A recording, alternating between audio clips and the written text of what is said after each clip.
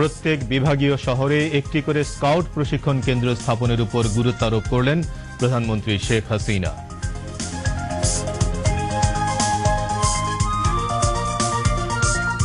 ঢাকা মহানগর আওয়ামী লীগের ভারপ্রাপ্ত সভাপতি এম এ আজিজের ইন্তেকাল, প্রধানমন্ত্রী শেখ হাসিনার গভীর শোক ও দুঃখ প্রকাশ।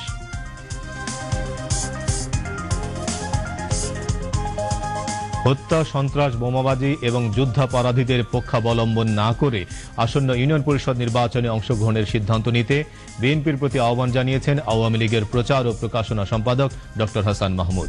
ভয়াবহ তুষার ঝড়ের মুখে যুক্তরাষ্ট্রের পূর্ব উপকূল 5 কোটিরও বেশি মানুষের জীবন অচল হয়ে পড়ার আশঙ্কা।